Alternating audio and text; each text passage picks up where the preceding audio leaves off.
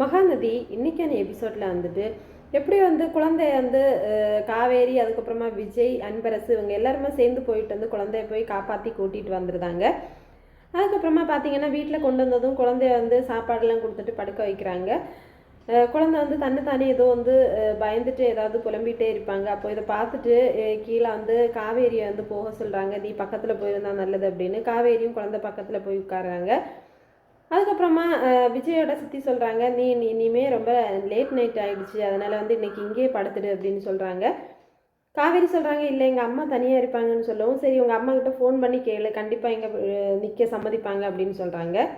காவேரி வந்து ஃபோன் பண்ணி அவங்க அம்மா கிட்ட கேட்குறாங்க. அம்மாவும் சரி அப்படிங்கிற மாதிரி சொல்கிறாங்க. அதுக்கப்புறமா பார்த்தீங்கன்னா காவேரி விஜய் கிட்ட கேட்குறாங்க, இந்த மாதிரி குழந்தை வந்து எப்போவும் அம்மா திரும்பி வருவாங்க அந்த மாதிரியெல்லாம் பேசிகிட்டு இருக்காளே, என்னாச்சு, என்ன விஷயம் அப்படின்னு கேட்குறாங்க. விஜயால் எதுவும் சொல்லவே முடியல, ஏதோ சொல்லி எங்கே சமாளிக்கிறாரு. அதுக்கப்புறமா பார்த்தீங்கன்னா குழந்தை வந்துட்டு தனியாக வந்து ரொம்பவே பயந்து போய் உட்கார்ந்துருக்கிறதுனால காவேரி வந்து அவங்கக்கிட்ட போய் குழந்தைகிட்ட போய் உட்கார சொல்கிறாங்க. காவேரியும் குழந்தைய நல்லபடியாக பார்த்துக்கிறாங்க.